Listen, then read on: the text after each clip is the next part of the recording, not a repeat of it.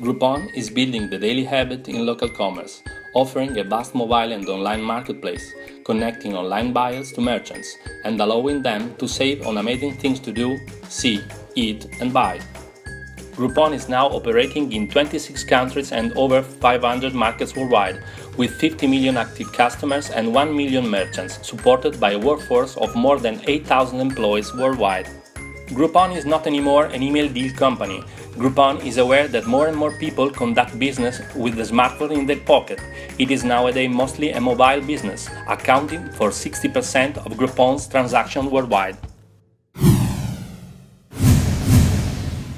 Gross billings, which represent the total value of customer purchases, decreased 3.8% in the first half of 2016 compared to the same period last year.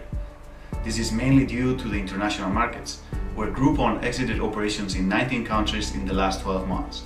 If we look only to North America, gross billings increased 8%, while EMEA declined 12% and the rest of the world 27%. Marketing expenses increased 61% in first half of 2016 comparing to the same period last year. It represents 24% of operating costs, with a total expense of $182 million. As a result of the marketing investments and initiatives, we see an accelerated customer growth in Q2 of 1.1 million additional active customers only in North America. In 2016, Groupon incurred $28 million expenses in restructuring charges for closing entities and streamline operations. Groupon, as a global organization, is using their international setup to deliver efficiencies that will ultimately lead to long-term business growth and success. When we look at their balance sheet, we see the assets are mostly leveraged by current liabilities. Groupon has almost no debt, and the main liabilities are accrued expenses. Their assets are mainly represented by cash, almost at 50%. For the first time, 2015 showed a positive ROA of 1%. After several years of negative results, finally Groupon is giving positive news to their investors. 2015 data shows a 3% positive ROA reflected by a good expenditure control managed by the company and a reduction in equity. Groupon repurchased $600 million in stocks last year, a massive operation generating confidence in the investors. For this, they used cash and not debt, impacting negatively their working capital, which was negative for the first time in 5 years. Their balance sheet and cash flow is reflecting a company with sufficient cash to run their operations.